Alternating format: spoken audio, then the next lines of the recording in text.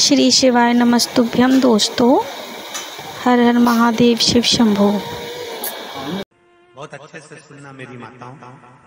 कई माताओं के मन में संशय होता है कि हम 1 महीने का व्रत धारण करते हैं और उस बीच में रजस्वला धर्म आ जाता है। वो रजस्वला धर्म आता है तो हमारे महीने भर का नियम का क्या होता है? इस प्रसंग को थोड़ा ध्यान से सुनना। बार बार ये प्रसंग नहीं मिलेगा और पहले भी कथाओं में ये प्रसंग नहीं आया। आज बीकन गांव की हरिहर्ष महापुराण में ये प्रसंग आया है। तो जितने लोग आस्था पर सुन रहे हैं, जितने फेसबुक यूट्यूब पर सुन रहे हैं, इस प्रसंग को थोड़ा ध्यान से सुनना मेरी माता।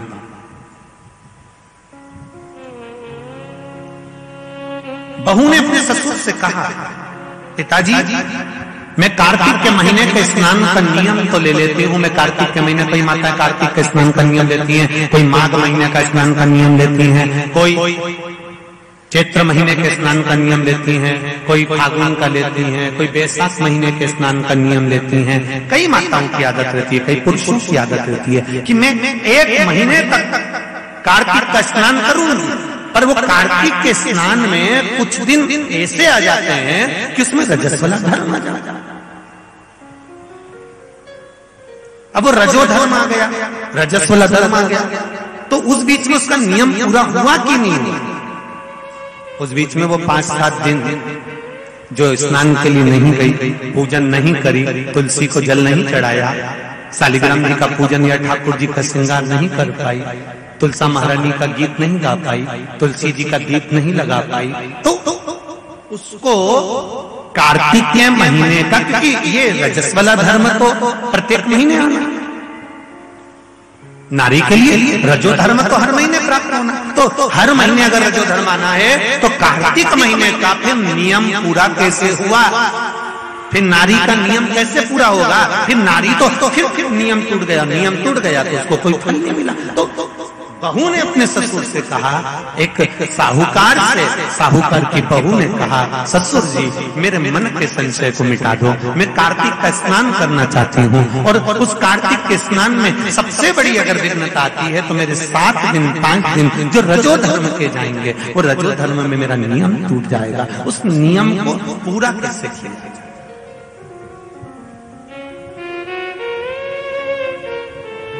वो नियम पूरा कैसे होगा? कार्तिक के महीने का स्नान करने वाले जरा ध्यान देंगे, चाहे बैसाख का स्नान करें, चाहे माघ का स्नान करें, मेरी माताओं का रजो धर्म 7 दिन 1 महीने के अंदर आ ही जाता है। और आया तो वो नियम टूटा। उस नियम को पूर्ण कैसे करा जाए? कहा, साहूकार ने कहा कि बहू मैं इतना विद्वान तो नहीं हूं, ज्ञानी तो नहीं हूं, पर मैं मेरे गुरु से इस बात को स्मरण कर रहूंगा। अब बहू को कार्तिक का महीना आ रहा है, कार्तिक के महीने का उसको इंतजार था, वो इंतजार में बैठी है। मात्र कार्तिक आने में 8 दिन बचे थे। अब देखिएगा जरा, आप में और बहू में क्या अंतर है। कार्तिक के महीने आने में 8 दिन बचते हैं तो आप पुताई चालू कर देते हो। बोलो सही है कि गलत है?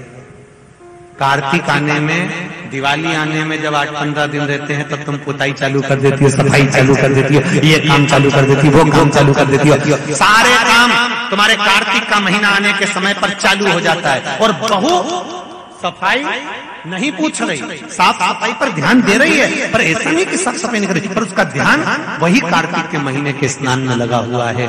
आज बहू 8 दिन बचे और बहू का भोजन छूट गया, उसका भोजन नहीं, भाई मिला अंदर जाए। किसी चीज को पाने की जब तमन्ना होती है ना, तो खाना पीना छूट जाता है। ये नागेश्वर मंदिर महिला मंडल से पूछ लेना। बहू की नींद चली गई, उसको भोजन नहीं भागा, नींद गई, भोजन भाया, बड़ी दुखी। साहूकार को कोई मिला चाहे ना मिला, इस बहू की आंख का अश्रु तुलसी के क्यारे के पास गिर गया। तुलसी के क्यारे के पास आंसू गिरा, अश्रु गिरा। महाराज अब बहू की आंख का अश्रु झलका, तुलसा महारानी की कुछ कृपा, देवर्षि नारद ने एक साधु का रूप धारण कर, साधु का रूप धारण कर देवर्षि नारद जिस मार्ग से साहूकार जा रहा था उसी मार्ग पर एक वृक्ष के नीचे जाकर बैठ गए। वृक्ष के नीचे बैठे और बैठते ही साहूकार ने देखा कि बहुत पहुंचे हुए बाबा लग रहे हैं, चंदन का तिलक लगा है, कंधे पर यज्ञोपवीत पड़ा हुआ है, बड़ी बड़ी जटा झूठ है, मुख पर कुछ तेज पुंज है, बड़ा प्रकाश दिख रहा है, रुद्राक्ष की गले में माला पड़ी हुई है, हाथ में तुलसी की माला धरी हुई है। और साहूकार ने जाकर हाथ जोड़कर निवेदन करा, बाबा जी, ओ बाबा जी, मेरे मन के संशय को मिटा दीजिए। बाबा जी ने पूछा, क्या बात है बाबा? साहूकार जी बोले, मेरे बहू के मन का संशय है।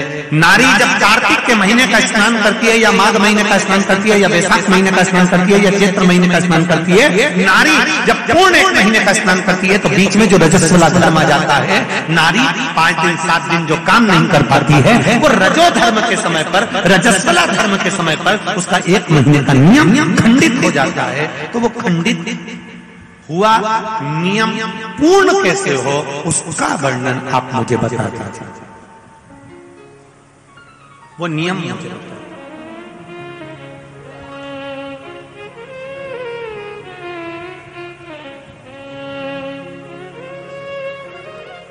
संत के रूप में बैठे हुए देवर्षि नारद, श्रीमन नारायण, श्रीमन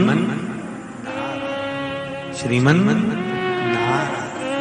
7 बार देवर्षि नारद ने नारायण नारायण नारायण नारायण कहा। कहने पर देवर्षि नारद ने बोला, सुनो साहूकार जी, सुबह के समय पर जब आपकी बहू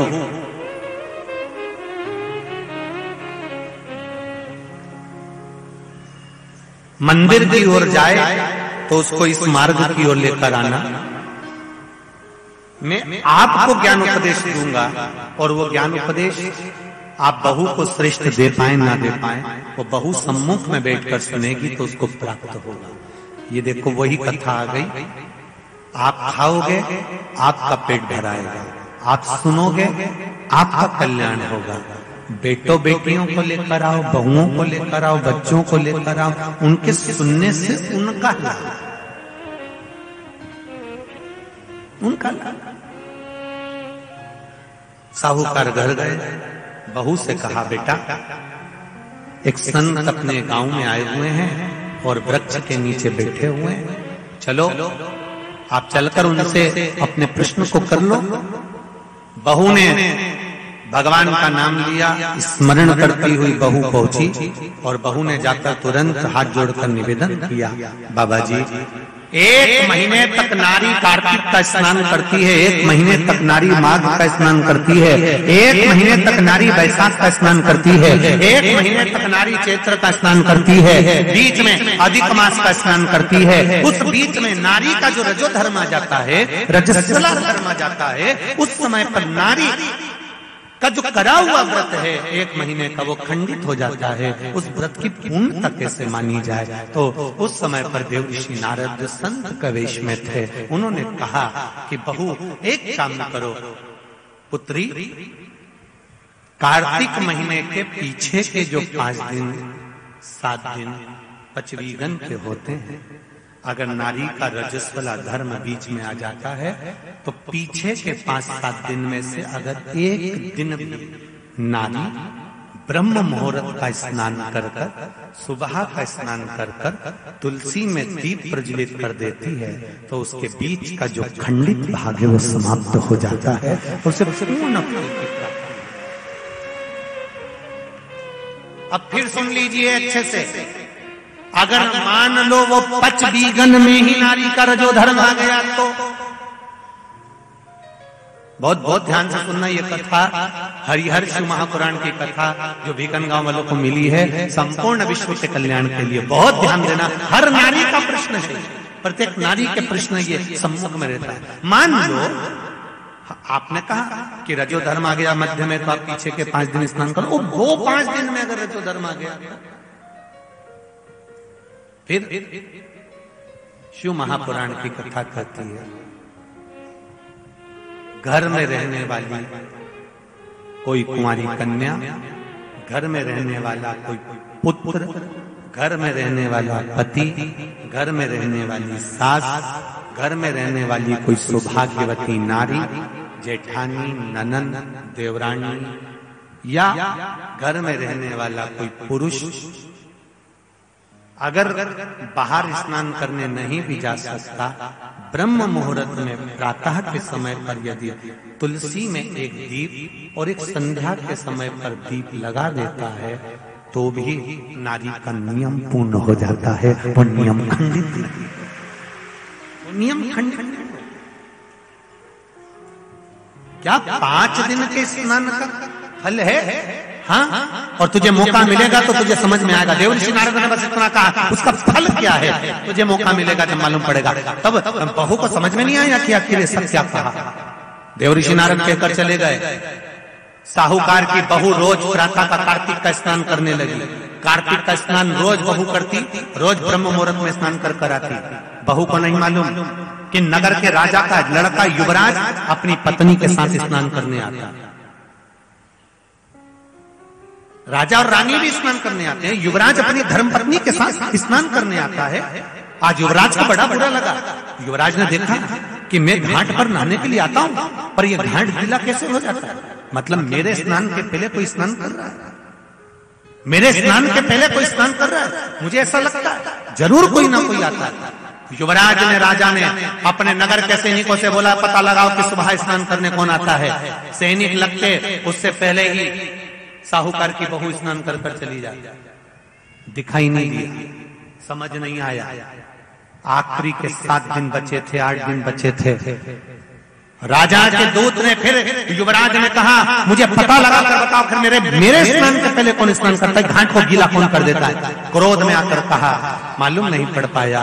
एक दिन रानी को, इस साहूकार की बहू को मालूम पड़ा कि युवराज मेरा पता कर रहा है, मेरा पीछा कर रहा है। तो बहू ने तुरंत सुबह जल्दी स्नान करा और भागी। भाग के समय उसके गले की माला और पांव की एक मोजड़ी छूट गई। माला और मोजड़ी छूट गई। माला मोजड़ी छूटी, चली। राजा को वो माला मोजड़ी मिल गई। उसने मन में विचार करा, मोजड़ी इतनी सुंदर, माला इतनी सुंदर, तो जो इसको पहनती होगी वो कितनी सुंदर होगी। राजा ने अपने दूतों से कहा, जाओ, जिसकी ये मोजड़ी और माला है इतनी सुंदर है तो वह नारी कितनी सुंदर होगी, उसको 5 रात्रि मेरे पास में लेकर आ। उसको मैं 5 रात्रि अपने यहां रखूंगा। शब्द सुना, खबर पूरे गांव में लग गई। साहूकार की बहू के कानों में भी शब्द पहुंच गया। कार्तिक का महीना चल रहा था तो बहू ने भी कह दिया, मैं राजा के यहां पर 5 रात्रि रहने को तैयार हूं, पर शर्त मेरी एक है, ब्रह्म मुहूर्त का स्नान करते हुए अगर राजा मेरे को मुख देख लेगा तो मैं उसके यहां रह लूंगी। सुबह का कार्तिक का स्नान कर कर जब मैं निकल रही हूं और राजा का पुत्र मुझे देख ले तो मैं रहने को तैयार हूं, नहीं तो मैं नहीं रह सकती। राजा ने भी एक पक्षी, जो पाला हुआ पक्षी था, उस पक्षी को पेड़ पर बिठा दिया और कहा, जैसे ही रानी स्नान करने आए उसी समय पर तू बोल देना, मैं दौड़ कर आ जाऊंगा और इस रानी, इस साहूकारनी का दर्शन कर लूंगा। जब साहूकारनी सुबह के समय पर स्नान करने चली तो देहली पर द्वार को छोड़ते समय प्रणाम करते हुए कहती है, हमारे भारत की सभ्यता, भारत की भूमि की संस्कृति, पहले की माताएं जब मायके से ससुराल जाती थी या ससुराल से मायके आती थी तो जिस तांगे में, जिस गाड़ी में, जिस बस में, जिस टैक्सी में भी बैठती थी उसके भी पांव पड़ती थी, उसको भी प्रणाम करती थी। बोलो री जीजिए, सही है कि गलत? ये भारत की सभ्यता है, ये भारत का संस्कार है। ये भारत की भूमि की मर्यादा है। जिस भूमि पर से जा रही, ससुराल से मायके जाएगी तो जिस बस में जाती थी उसके पांव पड़ती थी, बैलगाड़ी में जाए, टांगा गाड़ी में जाए, घोड़ा गाड़ी में जाए, उसके पांव पड़ती थी। घर से निकलते समय प्रणाम कर जाती। उसने अपने द्वार को प्रणाम किया और द्वार प्रणाम कर जा रही है और कहती हुई जा रही है, हे तुलसा महारानी, हे गंगा मैया, हे दामोदर भगवान, ऐसी कृपा करना मैं स्नान कर जाऊं तो राजा के लड़का नींद में भरचक सो जाए, ऐसी कृपा कर देना। तोता बोलता रहा, राजा का लड़का सोता रहा। पहला दिन निकल गया। दूसरे दिन राजा के लड़के के मन में प्रश्न आया कि मैं तोते से पूछूं, क्यों रे तोता, क्या वो साहूकार की बहू नहीं आई थी? आई थी, स्नान करके गई, तो मैं जग नहीं पाया। उसने विचार करा, कुछ ऐसा काम करता हूं, पुड़िया में लेकर बैठ गया मिर्ची, रात्रि को डाल ली आंख में, रात भर नींद नहीं आएगी। साहूकार ने फिर चली, द्वार को छोड़कर प्रणाम करा, दरवाजे को प्रणाम कर द्वार को पूजन कर जब प्रणाम कर चली तो निवेदन कर चली, हे द्वार देवता, राजा के लड़के को सुला देना। तो ये स्कंद पुराण की बात शिव महापुराण में भी लिखी गई। पशुपति व्रत में एक नियम है, जब मंदिर में दिया लगाकर जाते हो तो घर के दरवाजे के राइट सीधे हाथ पर दिया लगाते हो। बोलो सही है? सीधे हाथ पे दिया लगाने का महत्व क्यों है? क्योंकि हम मंदिर से चलकर जब आते हैं, अपने घर के सीधे हाथ की ओर जब दिया लगाते हैं तो भगवान से निवेदन करते हैं कि मेरा ये द्वार है और आपके भरोसे पर है, आपको संभालना। दूसरे दिन उसने मिर्ची डाली राजकुमार ने, तो भी उसकी नींद लग गई। तीसरे दिन उसने अपने शरीर पर कट लगा लिया कि इसकी जलन होगी तो नींद नहीं आएगी, मालूम पड़े तो भी नींद आ गई। चौथे दिन उसने आगी जलाकर बैठ गया तो भी नींद आ गई। पांचवें दिन भी उसको नींद आ गई। 5 दिन तक उस साहूकारनी का मुख नहीं दिखा। राजकुमार घर चले गया, गुस्से में लाल हो गया, शरीर में कुछ रोग हो गया, शरीर कोड़ी हो गया, टपकने लगा, खाल गलकर गिरने लगी। राजा को चिंता लग गई, मेरा इकलौता लड़का, और उसकी शरीर की काया बिगड़ गई, उसकी काया समाप्त हो। साहूकार की बहू को नहीं मालूम, साहूकार की बहू तो अपनी भक्ति में, अपने स्मरण में, अपने आनंद में लगी हुई थी, उसको मतलब नहीं, वो तो अपनी अलमस्तता में, अपनी मस्ती में लगी, अपने भजन में। 5 दिन जो मिले हैं भगवान की भक्ति के, उसमें डूबी हुई है, उसे कोई मतलब। तुलसा जी का आराधना करे, तुलसी जी का पूजन करे, तुलसी जी का स्मरण करे।